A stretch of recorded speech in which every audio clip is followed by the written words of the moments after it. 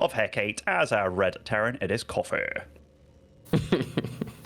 Yeah, we're gonna stick with that one. Coffee. I like it. His opponent in the opposite corner with the blue Protoss pieces, it's MacSed. Both players at this point, I believe, 2 losses in their group, right? So they cannot afford losing another one here. Are they 2 losses? I mean, that's actually very surprising, especially for Coffee, given that he came like 2nd place maybe last season in the whole thing. Coffee won against Joey, so Gogo Joey, and he lost against XY and Nanami. So he lost 1-2 against Nanami, which I think is probably where that score gets a little bit confusing. MacSed lost against Firefly and Mio Maika. Those are obviously 2 very strong players as well, so maybe not quite as surprising, but yeah, this is do or die for both of them. Absolutely is. And Loco, I got a question for you. How does it feel to be the 2nd most famous Loco on Twitch? You know what? I found out about her stream probably about 4 years ago or so, and she didn't know about my existence either, right? So to clarify for anybody watching, it turns out there's another Loco on Twitch that's spelled LOWCO, and she's been doing a lot of cool events and stuff like TwitchCon, interviewing the Twitch CEO and all the rest of it. I don't get to do any of that stuff, but yeah, for some reason I have a sibling with the same name, pronounced identically too. Yeah, absolutely the same. And you know, I see them pop up all over the time. I'm like, what about my Loco? When's my Loco going to start doing events and cool stuff in the StarCraft 2 scene? So Loco, when's it going to happen? Yeah, I don't know, man. Maybe we need to invite the Twitch CEO for some StarCraft action as well. It could be some fun. Actually, it would be really nice. The new CEO seems kind of cool and down to do things, actually. So that's kind of nice. This game, let's have a look at what both players are going for. Koffer has gone for a 1-Rax expand, and he has gone for a Reaper first and immediately sending it across the map just to, you know, poke around, scout out, see and make sure that the Protoss isn't up to no good. And MacSed on his side of things, doing very standard Protoss stuff. 1 Adept, actually going to go for a 2nd Adept as well. That does allow you to move out, and any sort of Terran shenanigans on the other side of things, yeah, you'll hopefully get to spot it. And MacSed looks all about the aggression this game, going for a Stargate as well as a follow-up. Yeah, Stargate, of course, one of the 2 popular options right now in the current meta. We see a lot of Twilight Council play as well. I guess everybody has been watching those MacSpecs games, maybe a little bit of Hero, and they're like, ooh, I can do that. I can go ahead and bring my Stalkers to the other side of the map, and then you find out it's not quite as easy as some of these other guys make it look, but yeah, maybe getting some damage done over here.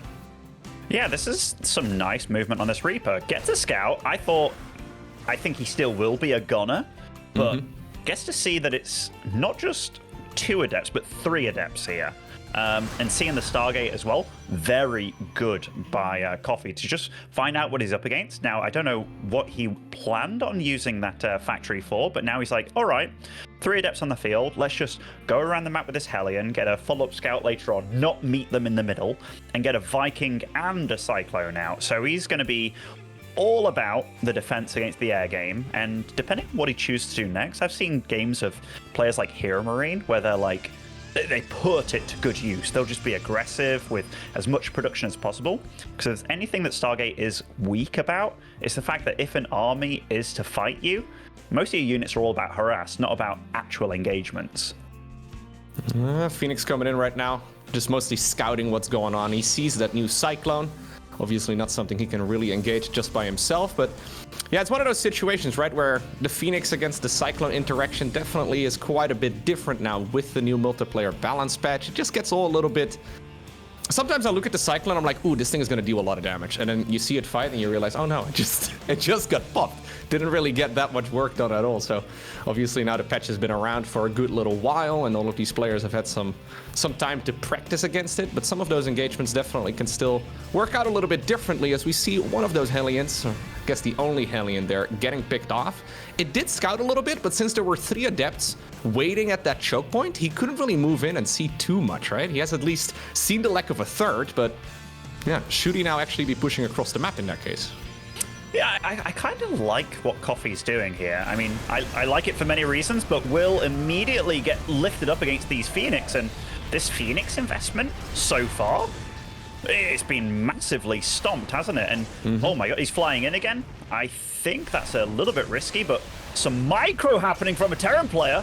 I've not seen that today so far, and I tell you what, nice little engagement by Coffee. Obviously, he's sent home packing and stuff, but killing and depleting that Phoenix count, very solid by him. But MacSed seizing the opportunity to maybe get some counter damage done here. Yeah, he doesn't have a prism or anything to reinforce this with, and he did get a lot of those bio units on the retreat. Like the air battle right there was pretty good for Coffee, but yeah, most of those ground units did get picked off pretty easily. Right now, though, he's going to be able to back up to the safety of that bunker, and he's going to transition towards the good old safe. Well, Stimpack, combat shields, +1 infantry weapons. Once those all finish up, Coffee is once again going to start moving around the map, I think, a little bit more aggressively. MacSed, though, just backs up for now, goes into the Colossus in the third base. My water just tried to kill me. I don't know if you heard me coughing in the background there. I did not, no. Oh, that's good. A good microphone then. It just absolutely blitzed me. MacSed still going for the Phoenix, though. I mean, it got to a point where he would either had one Phoenix remaining and then it's kind of useless, or you know, get back into it. But definitely stumped a little bit there. So let's have a look at Coffee's macro. He's got a lot of minerals and a lot of gas to spend. Makes me think that something hasn't quite lined up properly for him on his side of things, and the Phoenix will stop these medics from entering the main base, but Coffee's actually doing something else on the map, which makes me very happy to see. He's setting up to attack this third as well with a big army on the right side, and getting into the main base here, and, you know, for all intents and purposes, this is doing quite well at distracting his opponent. Oh, nice. Yeah, big Widowmine hit over there, and he did create a full distraction. Now, everything here from the Protoss is over in the main base, so that means, yeah, that the third is wide open. Coffee comes stimming up the ramp. A recall from the main to the third is one of the worst feelings as a Protoss player, and the Colossus, who may actually still be in some trouble here. I mean, that Viking, there's only one Stalker. Yeah, there's only one unit that shoots up. I mean, he obliterated the Phoenix count, and that Viking, what a hero. I think it's the same Viking as well that took out 2 Phoenix, yeah. Yeah, 3 kills in total. He does end up going down here in the end, but that was not bad at all. Eventually, it looks like the Immortals are going to be able to be okay for now. Shield battery is going to be repowered, so I think MacSed will be able to stabilize, but that was obviously an excellent exchange right there for Coffee, although he did lose all of the units in those medevacs in the main base, but at least the medevacs themselves are coming home. Yeah, you're right. You're right. I was like, didn't lose the medevacs themselves, but it's cool to see that he's done and been on the map, and like he's on 59 workers to 57, which is always really good for Terran. He's gonna go for the armory and engineering bay. Let's have a look. Does he have a Coast Academy? No, so he's playing a bit of an old school style as well. A lot of Terrans these days like to go for the Ghost first, but economically, he's sound, man, and he's splitting up his army. He's going to do a drop in the south as well. I like what Coffee's bringing. This is just good, solid Terran, and it's not where Protoss want to be, where they've lost, I don't know how many Phoenix so far, a good like 6 or 7, I feel like. Yeah, he's definitely lost way more than he should have. He's got 2 more right now, but 2 is also a bit of an awkward number. You're not going to get too much done with those. I mean, maybe you can drag the Widowmines or something like that, but Colossi are available here for MacSed, but they're a bit split up. Doesn't want to be caught off guard again. Widowmine drop getting 3 kills this time around, but whew, that Widowmine hit was not bad. It wasn't bad at all. And there's only one observer for MacSed on the map, and that's the one at his opponent's natural. So these Widowmines, even though I feel that the Ghost Academy being before the armory is a good idea, having that available with the Cloak Widowmines, very nice. And Coffee, he's just dropping into the main, man. He's exploiting a weakness of MacSed, the lack of anti-air, eliminating that Phoenix count all the time, and he's doing a good job. Yeah, mostly just Marauders remaining here, so I was thinking about maybe staying and fighting for a little bit longer. Once again, going for the 1-2 punch over here at the third. 1 Colossus, battery overcharge as well. Phoenix is trying to back off this time around. They don't want to fly into those Widowmines once again, but you already brought it up. We have 2-2 coming up. The Ghost Academy is now also well done and finished. This Terran army is only going to get better, and, well, Protoss is just producing kind of more of the same, right? We're slowly getting an upgrade or 2, but that's really about it. Okay, now he decides to go second Robo Facility 2. Maybe he thinks going Disruptors here is an option, but this is an uphill battle at this point here for MacSed. It really is, man. Like, the way that Coffee's playing is actually cool. Like, he's just pumped out 3 ghosts, 2-2 is, you know, less than a minute away from finishing, going up to 8 barracks, a second starport as well. I feel that he's flying. He's even got his 4th CC finished. He's going to start flying that over, but I'm looking at the map, and if we look at it from his perspective, he sees everything from every angle. Like, he's going to be ahead on bases against a Protoss here, which is not the position that Protoss want to be, and he sees wherever MacSed might want to move out, and he's postured on the map so nicely as well. Solid play. Yeah, he's almost got him contained, right, on just 3 bases. Like, where's MacSed gonna go? His best option is just to make as many units as possible and go for a big attack, but yeah, he's thinking he's ready maybe right now for a push, but by the time that a proper fight happens, if Coffee decides to back off anyways, he's gonna go up against a Terran with 2-2 upgrades, and there's really no way he's gonna fight that. So MacSed over the next few minutes is slowly gonna start bleeding out. He needs another base soon, or a big army, but he doesn't really have either, so yeah, do you try to sneak out a base right now? I mean, you can give it a try, but I think Coffee's going to be all over that. Absolutely all over it. Like, he does need a 4th at some point. Like, that main is starting to get dry. Naturals start drying up fairly soon as well. And being behind in bases as a Protoss, especially when this amount of ghosts are out in the field, I think there's 9 ghosts out already, Loco, which is huge. And remember, like, these Phoenix are so reliant on energy. Otherwise, they're just going to be paperweights in the sky, because he wants to keep those Colossus alive. He has 3 of them, but even the Viking count is starting to get high, and Coffee, 2-2 done. And if he collects his whole army together, MacSed's in a lot of trouble. Nice little pickups here on some units, forcing an engagement, and Coffee, honestly, this is maybe one of the worst engagements he can have. His army's halfway across the map, but ghosts turn up, and that's almost all he needs here. Jeez Louise. Yeah, you brought up bringing all the army together, right? And there we go. He lost like a third of it for basically free. I mean, there are a lot of Protoss reinforcements available. Battery overcharge once again, keeping that Colossus alive. Just barely stays around for a bit longer, but I think ultimately there's just way too much here for Coffee. He didn't even bother with 3-3 or anything like that. Yeah, good game right there by the Terran for sure. Very nicely played. He just did a lot of the textbook things, right? Like, he scouted what he was against with the Reaper early on, which it was like, okay, I'm against Stargate opening, I see 3 Adepts, so I know that my opponent's going to have, like, a very harass-based army. So if I just pull out units out of all my production, I should make it a little bit problematic. And he limited the Phoenix count continuously with the Viking Cyclone. Then he dropped in the main base, killed more Phoenix again. While he was doing that, it's like, is this going all right? Yes, it actually is, but he attacked on the right side as well at the same time. Just good play out of Coffee, and that's the kind of Terran player that Protoss hate to play against. Yeah, you lose that momentum, and suddenly you just have to keep putting out fires left, right, and center. You just don't have enough stuff.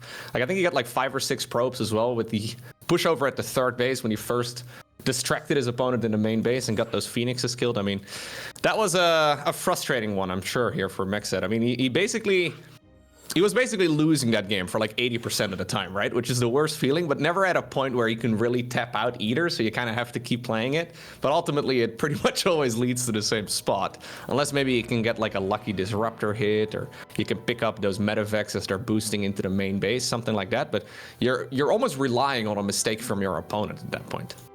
Which is never where you want to be playing. I mean, mistakes obviously happen. I don't know if you got to catch any of the games yesterday. There was some throws of the century. Maybe some good clips for your YouTube, actually. Like, yeah, there was one game of Wayne against Gung Fu, and honestly, I've not seen a throw like it for a long time. It was gorgeous, man. I think I saw like 80 supply of Zerg just die to storms in one. I think I saw a clip of that. I think somebody sent me a clip of that where like, kind of looked like one of my ladder games, you know? Like, you don't pay attention, everything just dies. Yeah. It was one of the most funny things I've seen in a long time. Like, the game was fundamentally over for a while, and it's like, Gung Fu's dead, right? Like, Gung Fu's dead. He's got no chance. Then it was like, oh my god, what just happened? Like, it was ridiculous. Anyhow, getting into the second game of the series on Site Delta, spawning over in the top left, as I read Terran, it is Coffee. And down here in the bottom right-hand corner, it's MacSed. At least this is a map where we can't really have any discussion on how to pronounce it, you know? Site Delta, there's no way we're gonna mispronounce that one. No, this one's solid. This is what I'm all about, you know? Back in the day, we had, like, blistering sands and... Yeah. you know, steps of war, and it's like, we're simple. Then all of a sudden, somewhere along the line, it's Jagannatha. And, yeah. And that one still bothers me too, man. I'm still not sure if it's Jagannatha or Jagannatha, even though it's been gone from the map pool for like 2 years now. Yeah, you know, that is one that people got very, very intense about, you know? It's like, if you called it Jagannatha, and people were like, you're disrespect. I'm like, no, I'm not disrespecting. I just didn't know. It's a very British thing to be ignorant, you know. Like it wasn't. It's not my fault. It's inherent.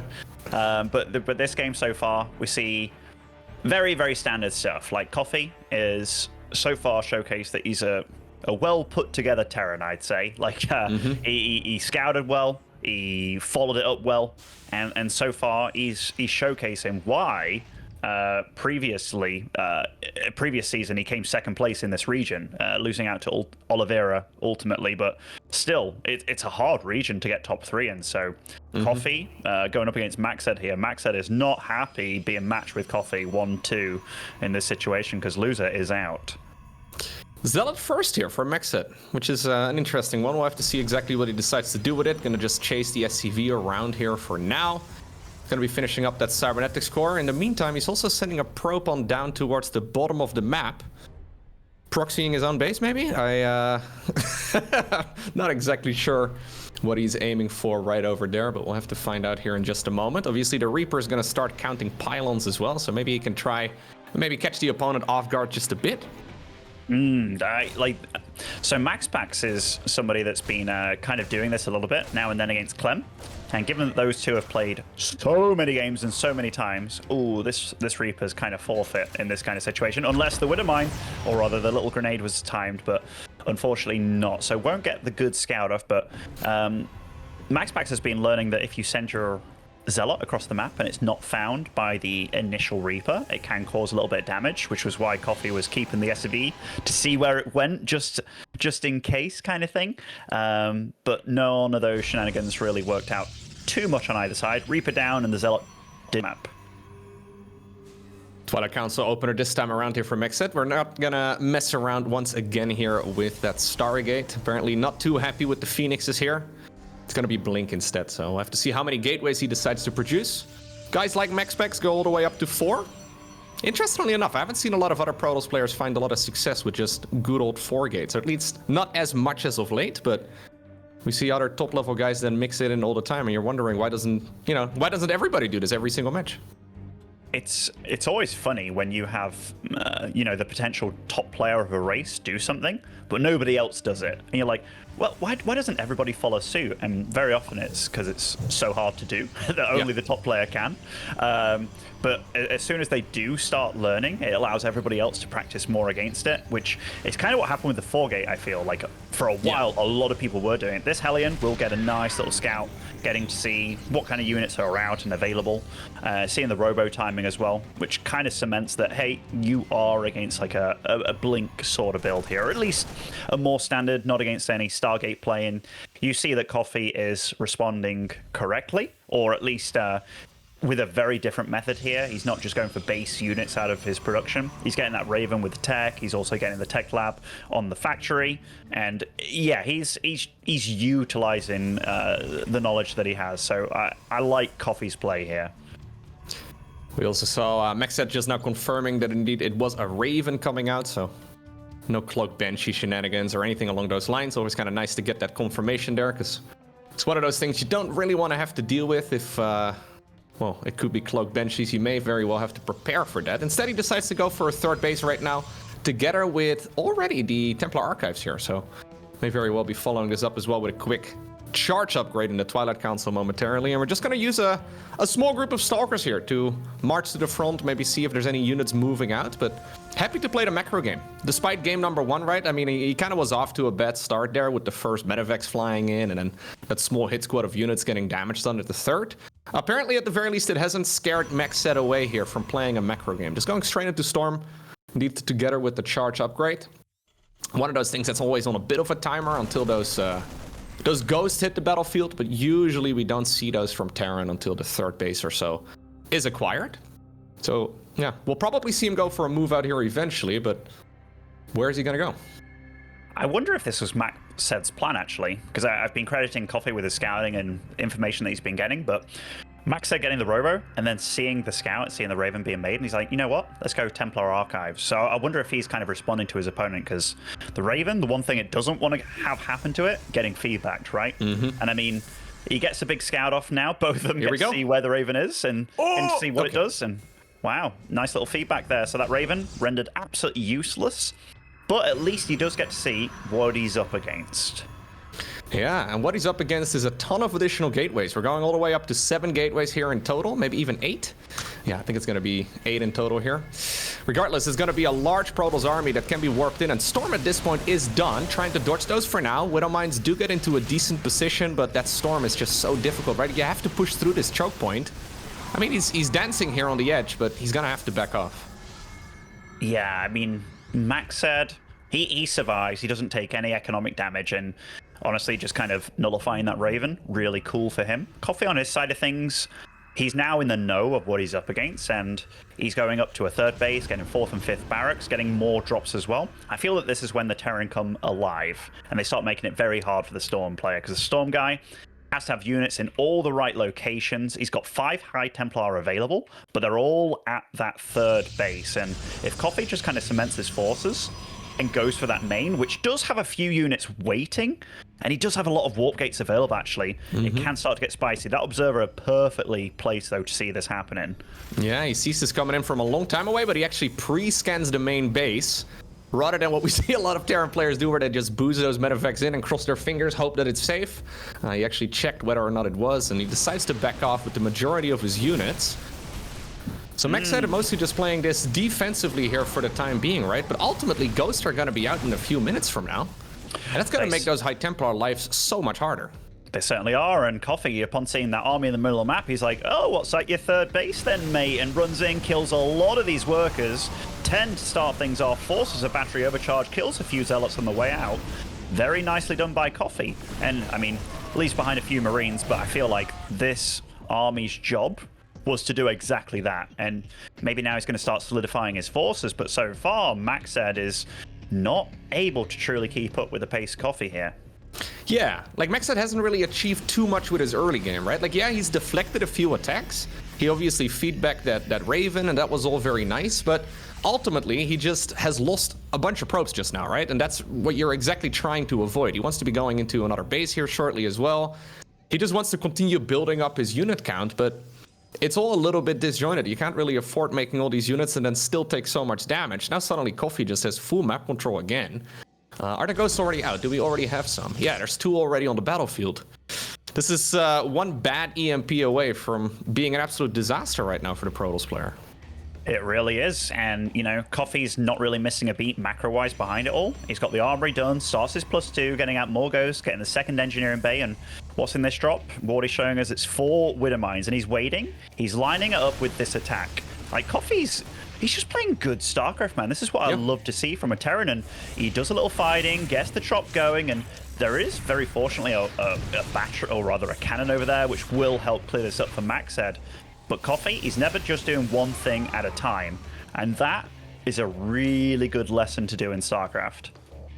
Yeah, we're now at that point where Terran is going to start outgrowing the Protoss player pretty quickly as well, right? So there's Colossi coming up, he's going to get the extended thermal lens, and MacSed is definitely still going to have a shot to go across the map.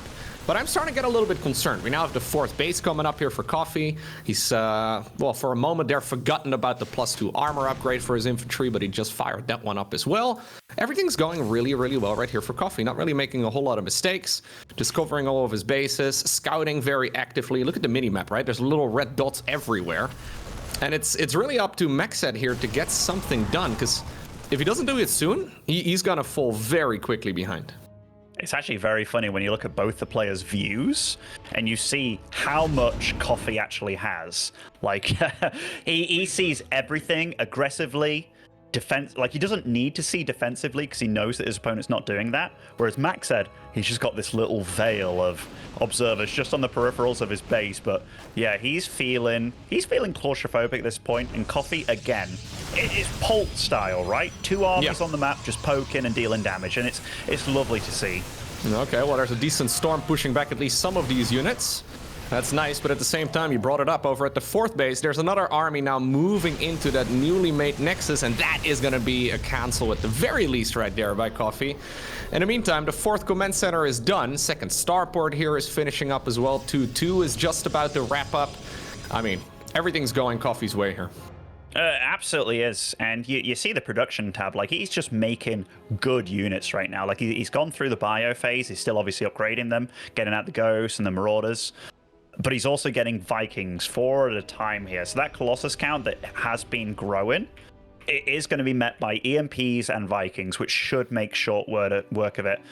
One thing that MacSed does have on his side here, he's going for a more robust ground army. He does have a 2 Forge available. It's just with the 4th base being that late and you being behind on workers against the Terran, it's not what you want. And now, the timing for Coffee, it's here. 2-2 done. He's got enough Vikings, got a lot of Ghosts, and that's a scary Terran. That is indeed a very scary Terran army here. He's ready to move up the ramp. Now, this is quite the choke point, and obviously that's where those Colossi and High Templar are amazing. EMP does land on at least some of those units, and now a big one as well, and all of those Immortals and Stalkers.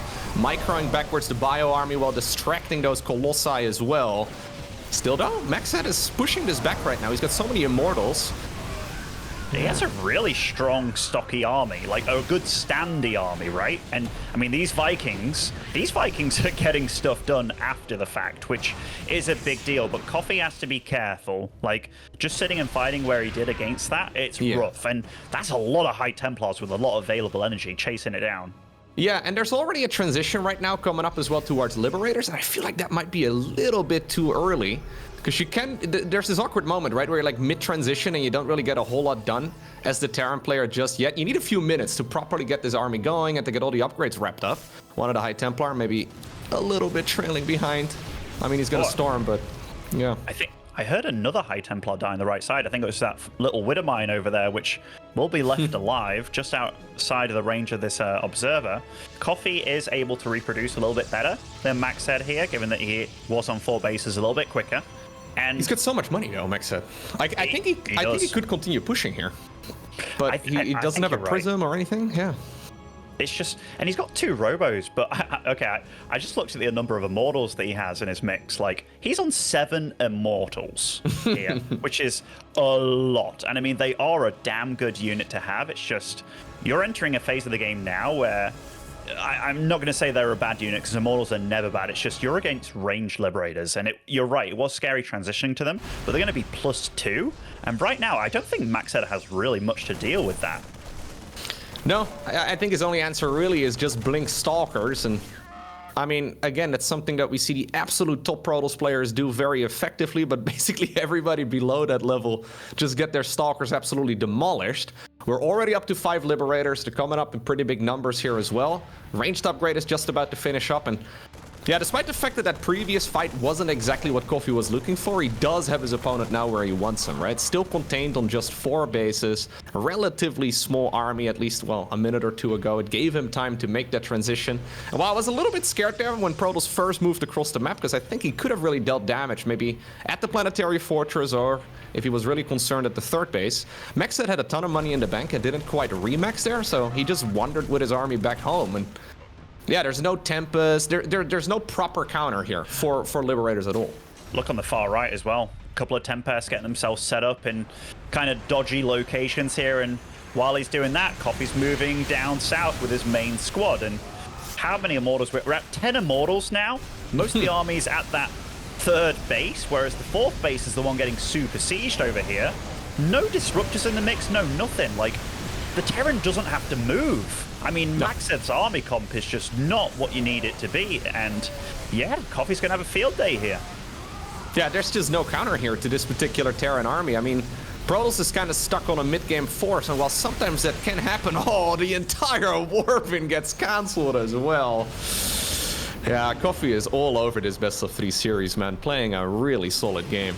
And now gets into the main base, and look at his army too. Like, that's a hard one to clean up. I mean, do you recall into it? It seems that's like what he's trying to do. Yeah, that's what he's going to try, and I don't think this is it, Loco. Look at his bank as well. He's got 2k minerals almost in the bank here, and I mean, Coffee has a bank too, but he's the one that can afford it. Yeah, he's just finished up the 3-3 research too at the perfect moment there. As he was fighting over at the 4th base, those upgrades finished up. Maybe the reinforcements here can help out, but those Liberators are putting in so much work and are now being pumped out 4 at a time. There's still no answer for them.